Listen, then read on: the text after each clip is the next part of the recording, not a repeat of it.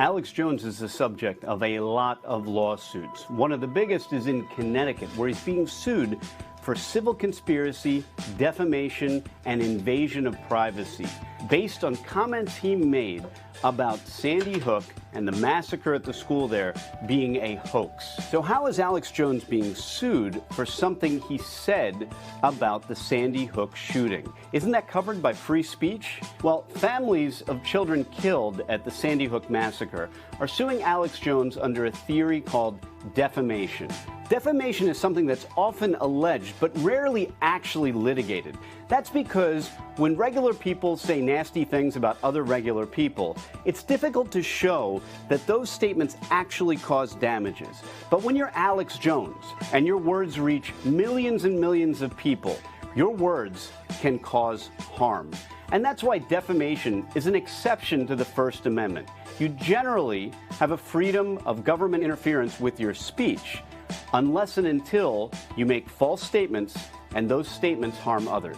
I don't know exactly what happened. Sandy Hook's inconclusive. For years, Alex Jones was the most powerful voice behind a disturbing conspiracy theory that the Sandy Hook shooting was a massive hoax. They've got, in one shot, leaves blowing and flowers that are out, and you see the leaves blowing, and they glitch. They're recycling a green screen behind them. A theory that Leonard Posner and Veronique De La Rosa say turned their lives upside down.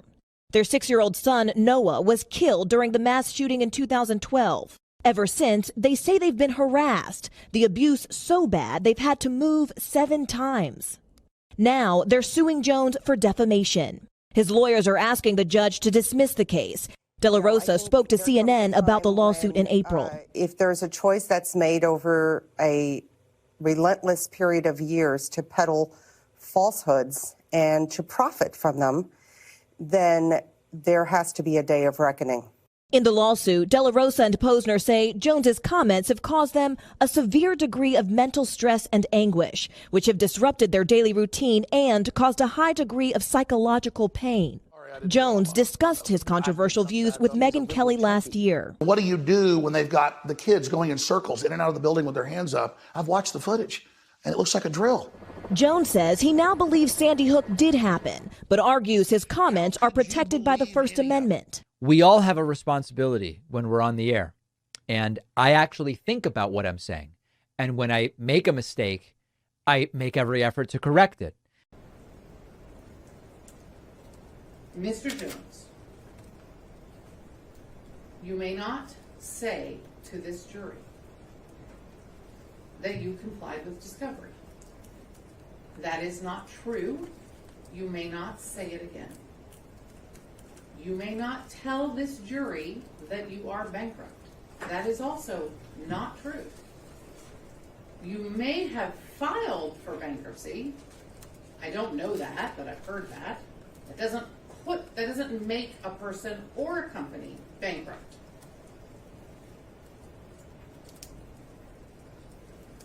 You're already under oath to tell the truth. You've already violated that oath twice today in just those 2 examples. It seems absurd to instruct you again that you must tell the truth while you testify.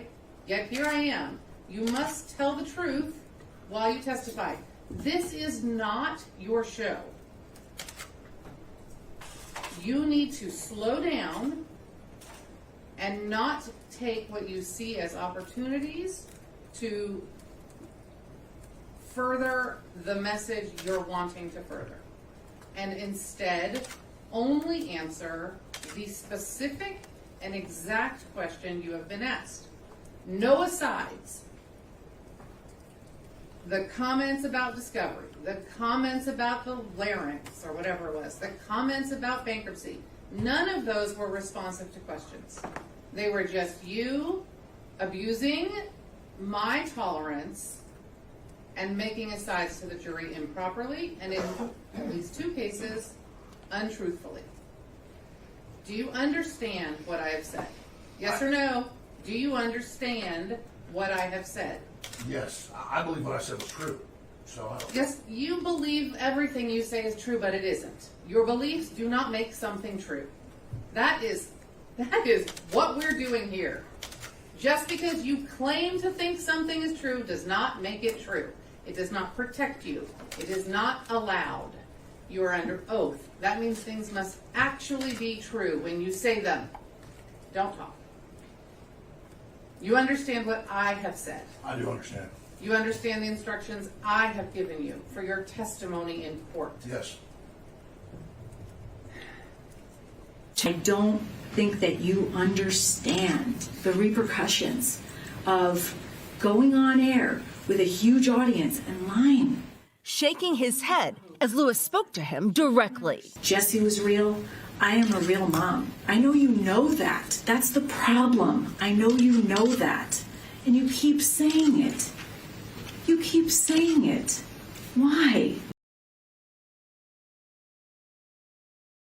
Δηλαδή ισχυρίζεται πως αυτή δεν είναι μαμά, αλλά κυβερνητικός πράκτορας που παριστάνει ότι είναι μαμά που σκοτώθηκε το παιδί της σε υποτιθέμενους σχολικούς πυροβολισμούς, που στην πραγματικότητα ήταν ένα θέατρο στημένο από την κυβέρνηση, και ότι αυτό το κάνει για να προωθήσει την απαγόρευση της οπλοφορίας, την οποία επιδιώκει το κόμμα των Δημοκρατικών. Η ευρεία εντύπωση που έτσι δημιουργήθηκε ότι οι γονείς των πυροβολημένων παιδιών λένε ψέματα ότι έχουν πυροβολημένα παιδιά και παίζουν θέατρο στην τηλεόραση προκειμένου να εξαπατήσουν την κοινωνία και να της αφαιρέσουν το δικαίωμα της οπλοφορίας, οδήγησε τους γονείς σε επιπρόσθετα προβλήματα, εξαιτίας των οποίων υπέβαλαν τη μήνυση. Η ένσταση, δηλαδή τι, το κράτος θέλει το καλό μας, είναι άκυρη, διότι το θέμα δεν είναι το κράτος γενικά, μα το αν οι συγκεκριμένοι γονείς έχουν πυροβολημένα παιδιά ή παίζουν θέατρο. Το να διαδίδεις ψευδείς φήμες για αυτούς αποτελεί επικίνδυνη συκοφαντία. Επικίνδυνη για αυτούς μα και για την κοινωνία, η οποία αποπροσανατολίζεται, μπερδεύεται και τελικά αδυνατεί να ξεχωρίσει το σωστό από το λάθος. Γίνεται ένας πύργος της Βαβέλ. Αντίθετα, όταν έχεις πραγματικά στοιχεία αντί μπουρδολογία, που σημαίνει ότι επιλέγεις να μην γίνεσαι θύμα φημολογίας που στηρίζεται σε ανεξέταστες εντυπώσεις και φαντασιόπληκτες εικασίες, τότε συμβάλλεις στην αναζήτηση της αλήθειας μέσα από υγιές debate και άρα σε μια υγιή, ελεύθερα σκεπτόμενη και πλουραλιστική κοινωνία. Ο γνήσιος και χρήσιμος συνομωσιολόγος είναι ο πολίτης ή επαγγελματίας δημοσιογράφος που γνωρίζει πώς να εξετάζει ορθολογικά και απροκατάληπτα ισχυρισμούς για κεκαλυμμένα βλαβερές πράξεις ισχυρών προσώπων ή θεσμών.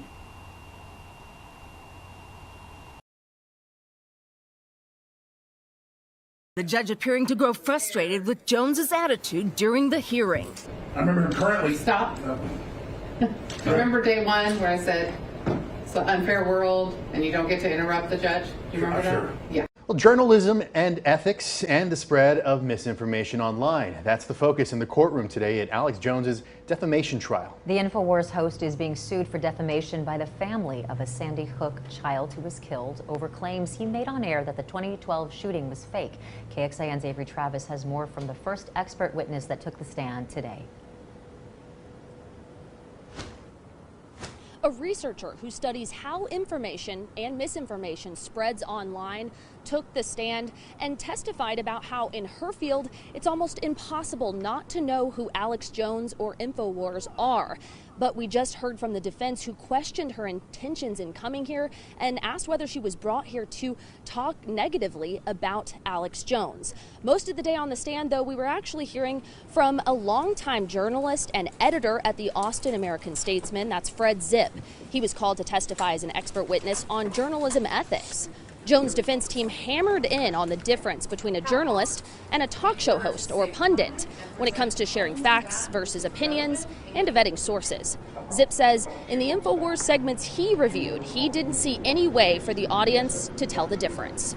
All of this comes after another InfoWars personality and host, Owen Schroyer, told the jury he did no vetting before talking about the father of a Sandy Hook victim on the air. Instead, Schroyer says he was just discussing an article published by another site. Jones has not been in the court today, but we asked him about Schroyer's testimony last night. No, he just read part of a news article on air. I mean, that's their whole case. It's just a few edited clips, and they accuse us of editing clips. So it's just absolutely fraud. Recorded depositions from InfoWars employees. One of them says he doesn't recall whether InfoWars had any journalistic standards when it comes to vetting sources or when it comes to how they fact-check information. Raise your right hand to be sworn in, please. Do you solemnly swear or affirm under penalty of perjury that the testimony you are about to give shall be the truth, the whole truth, and nothing but the truth? Yes. Thank you. Come have a seat here, Mr. Troyer. I work for InfoWars. I'm 33 years old. It is not good practice for a journalist to take an edited video clip, not ask any questions about it, not do any fact-checking, and air it. Agree with that? Yes. Because when you do that, mistakes are made, right? Yes. And when mistakes are made, people get hurt, right? Sometimes. Sometimes, right? That damage can be serious, right? Sometimes. Life-changing, right? Sometimes. Devastating, right? Sometimes. Right. Okay. You were handed the story while you were on air live. You ran with it, right? Yes. You did zero to determine if it was accurate, right? Correct. You did no vetting of the story at all, correct? Correct. You did nothing to determine if it was a joke or a parody, right? Correct. There are video clips in it. You didn't watch them, right? Correct. Before you played them. Correct. How many people do you think were watching that day? Millions? Tens of millions? Don't know. You didn't check the source, right? You referring to Zero Hedge? Right. You didn't check the source. You didn't check the author. Well, I mean, I saw it said Zero Hedge on it. Okay, that's the website, right? Yes. That's not where it originated from, though, right? Well, to me it was. Wasn't the question. It's not where it originated from, right? Well, it was published on Zero Hedge. That's where I saw it.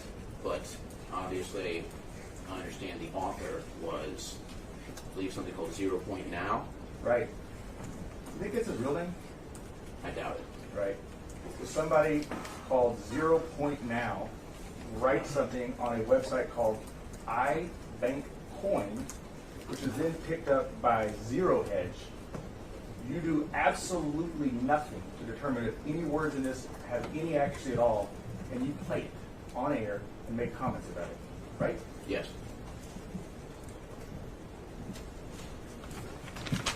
Let's play 23.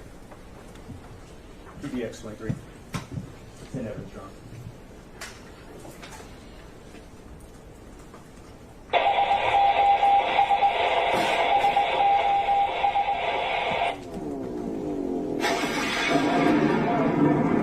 So, folks, now here's another story. You know, I don't even know if Alex knows about this, to be honest with you. Alex, if you're listening and you want to, or if you just want to know what's going on, Zero Hedge has just published a story. Yeah. Can you go over where it says content originally?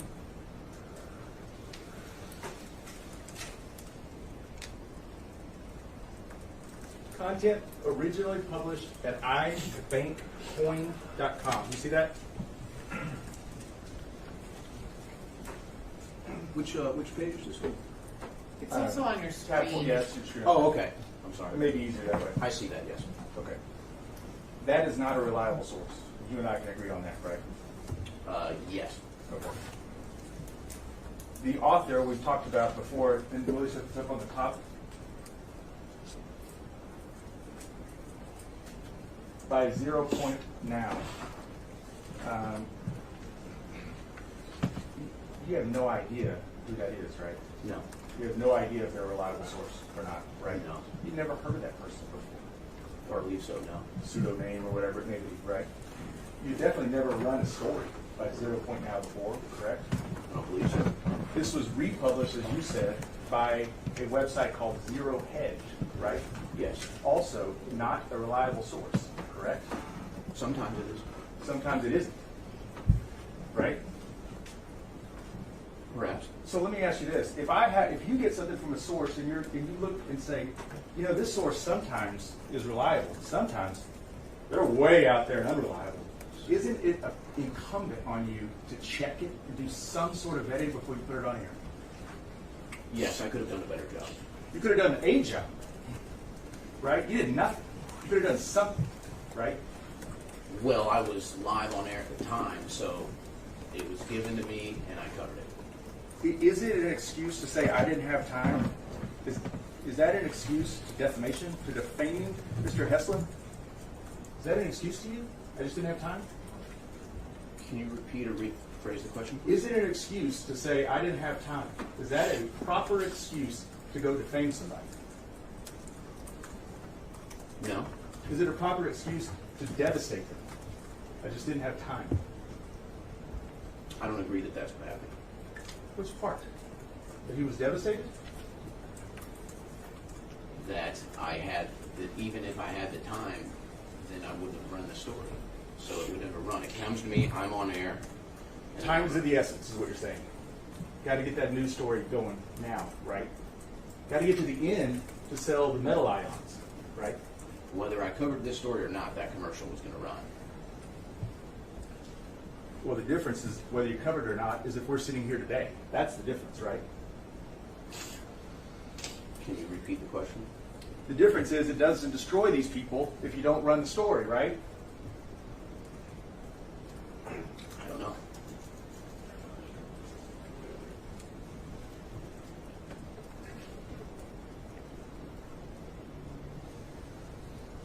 That PowerPoint's up.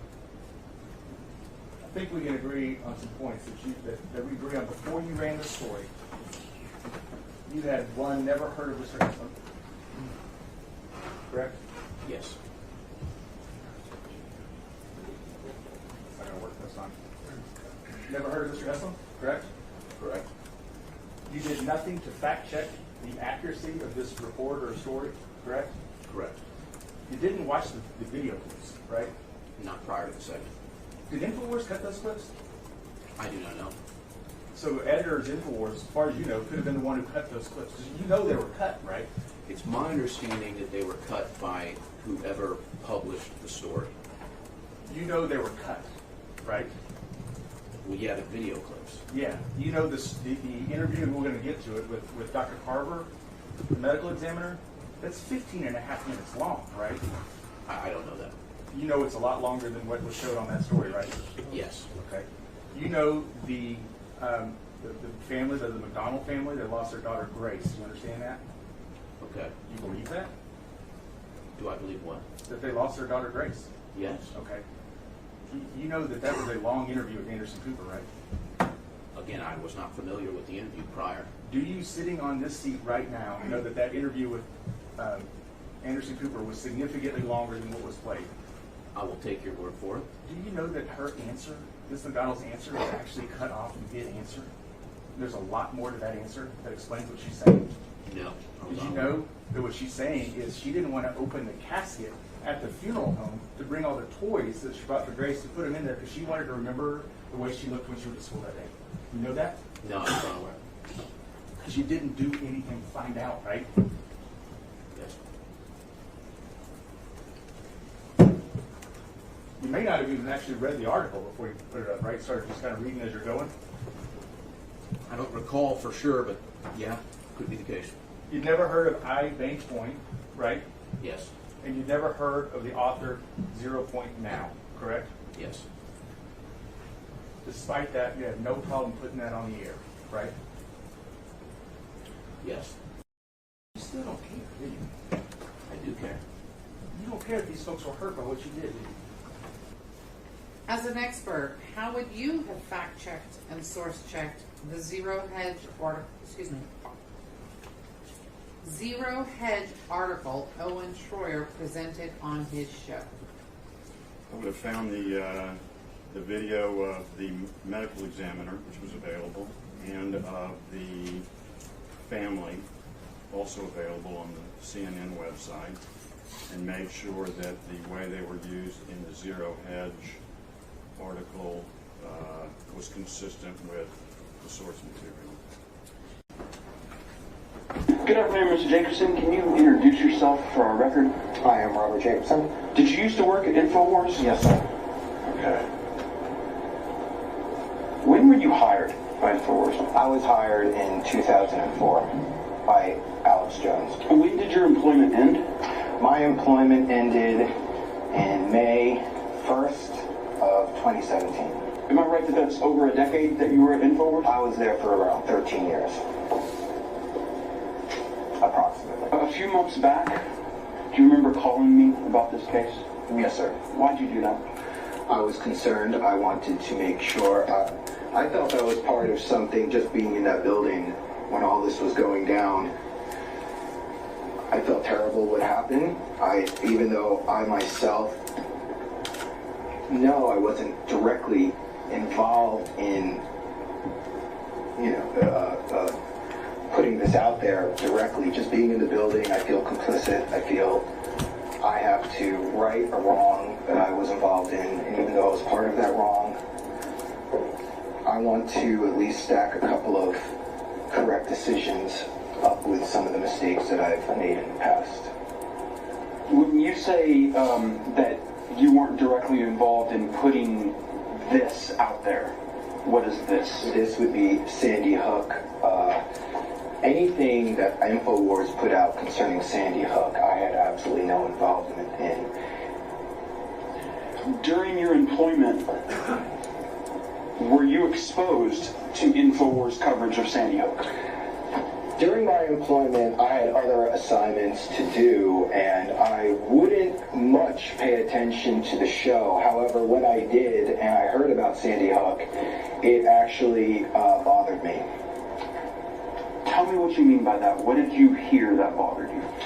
I heard them making accusations based on extremely narrow cross-sections of information that I did my best to make the writers and the staff aware that what they were doing was speculation based on not enough information.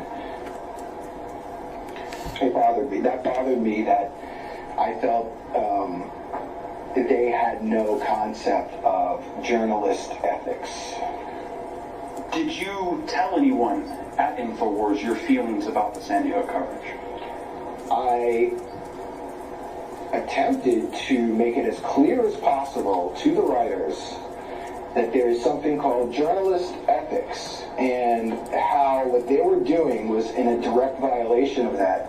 Anytime I caught wind of the Sandy Hook story on InfoWars, now mind you, I would like to add that it's not something I was thinking about all the time, considering I had other things to do. I'd be working on other projects, but when it would come on the screen, I would make it my business to go into the writers and explain to them as clearly as possible that there is journalist ethics, and I tried to demonstrate what those ethics are and why they are violating them and what the damage could possibly be.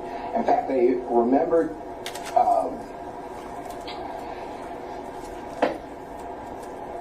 I must have been in that room 4 to 5 times at least, and only to be received with laughter and jokes. When it came to coverage of Sandy Hook and the work that was being done by the writers, did you see things that you would consider reckless? Yes. Tell me who the employees are that you developed opinions about their work on Sandy Hook. First and foremost would be Rob Dew. Okay, let's start with Mr. Dew. What is your observations about Mr. Dew's journalistic integrity as it respects Sandy Hook allegations? I feel that Mr. Dew was overzealous to receive any type of hint that perhaps this might have been a phony act, a staged act, any type of whisper that came through to him, he would celebrate. You know a Don Salazar? Yes, sir. Have you seen, or did you ever observe any work being done by Don Salazar on Sandy Hook? Yes. Do you have an opinion as to whether that work was done responsibly by Mr. Salazar? I do have an opinion of that. Okay. Can you tell me what facts and observations you may have seen that would inform that opinion of Mr. Sullivan. Like I've stated already, whenever this subject came up, I would immediately clarify to the writers that there is a journalistic ethics that they're violating. And what I pointed out to Adon specifically is that you're taking the word of one witness primarily and a couple of speculative other facts and calling it the truth without actually going down and investigating it ourselves, or actually going with our own reporters and corroborating what these people are saying. I made it aware to Adon that Wolfgang Halbig could have a lot of issues that we're not considering, that by taking the word of this one man so heavily, with such a great accusation that he's accusing people of, was so irresponsible, so damaging. I asked him, consider the size of the audience. And Adon Salazar responded with, and I'm going to quote him, and because he said it to me many times, I want to print up a t-shirt that says, how big was right. I want bumper stickers that say, how big was right, to a laughing room. Can you briefly describe who Mr. Wolfgang Halbig is? I felt that this person may have mental problems. This person may have a lot of emotional problems. Could be a lonely man. Could be somebody looking for attention. Did you ever voice any criticism of Mr. Halbig specifically while you were at InfoWars? Yes, I did. Okay. Who did you voice that criticism to? Adon Salazar. While you were at InfoWars, did you ever hear anybody inside the organization express negative feelings about the Sandy Hook parents? You know, except for what Alex said live on the air. Were you uncomfortable with the things that Mr. Jones said on the air? Yes, I was. Had you ever heard while at InfoWars the term crisis actors or a similar allegation being attached to the Sandy Hook event? Yes, I have. When you were, as you mentioned earlier, communicating your thoughts to people at InfoWars about the Sandy Hook coverage, can you describe to me what is the level of outrageousness of this conduct that you were trying to impart?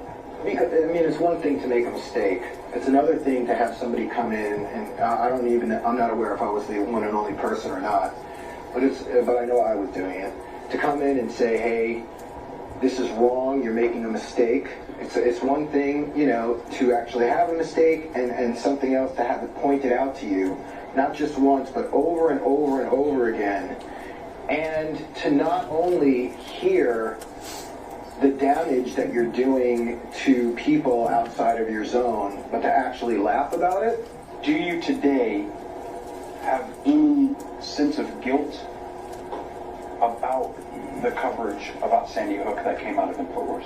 Yes, as I've mentioned in my statements previously, the reason why I'm here is because a tremendous amount of guilt that I didn't act faster. Maybe I should have quit. Maybe I could have caught the story faster or been better at explaining.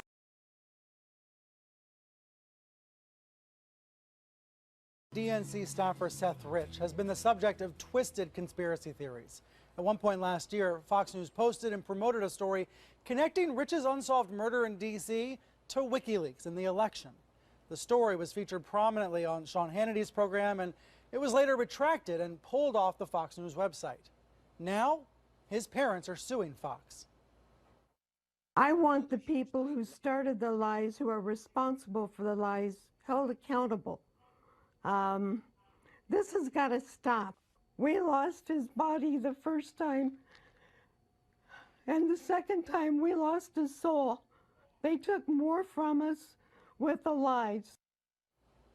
There was another lawsuit this week targeting people that promote conspiracy theories. It involves InfoWars and the host of InfoWars, Alex Jones. Already, InfoWars is at risk of losing its YouTube channel, and now this lawsuit is trying to take Jones and InfoWars and others to court, saying they're responsible for promoting hoaxes that actually are defamatory toward the people involved. Let's talk about this lawsuit with Brennan Gilmore. He is the plaintiff in the case. He says he was a target of Jones's conspiracy theories. He's also joined by his lawyer, Andrew Mendrala. I appreciate you both for being here. Brennan, I don't have much time, so I want you to tell me what the case is, what you say was defamatory in all the talk about you on InfoWars. Well, the defamatory statements were legion, and they were very egregious. People said that I was a CIA asset who was sponsored by George Soros or Barack Obama or Hillary Clinton or you name it, to help orchestrate the violence that we saw in Charlottesville last August. They took my service to the United States as a Foreign Service officer and twisted it into a long story of lies that had me, culpable for what we saw last year in Charlottesville. So you're challenging Jones and a number of other people in court. Andrew, there are obviously strong protections for media organizations, even ones that are revolting, like InfoWars. So how do you expect to win? Sure. Well, I think the case for defamation is strong. I mean, Alex Jones and these people sort of feel like they have impunity to say whatever they want and hide behind the First Amendment and claim that any challenge to the lies that they spread are protected speech. And we think that that the Fourth Amendment does not protect speech that is demonstrably false, that in many ways has ruined Brennan's life, and it has incited violence and harassment against him. So we think the case is clear. Brennan, Jones loves to use clips from this show, so if he's watching, what do you want him to know? I mean, I don't, we'll have the court process to go over the claims that he made against me, and we'll show in court that they're all baseless. And I think, I'm looking forward to that process, because there are laws that we believe govern responsible journalism, and they do not abide by them. They don't abide by journalistic ethics. They don't abide by the legal code. Joining us now is a writer for the New York Times, Elizabeth Williamson. She has been in the courtroom for this trial, and she is also the author of a new, very important book called Sandy Hook, An American Tragedy and the Battle for Truth. And it's that battle for truth that is so important to talk about here, Elizabeth. I do want to ask you first, though, starting with these damages, what are the implications of $4.1 million in compensatory damages for this one family? I think for Scarlett Lewis and Neil Heslin, Brianna, this is sort of a moral victory. They felt like they needed, a symbolic judgment against him. But as they said in court, this is really a victory for truth, and also a message sent to others who might, be tempted to harm vulnerable people by spreading lies of this nature.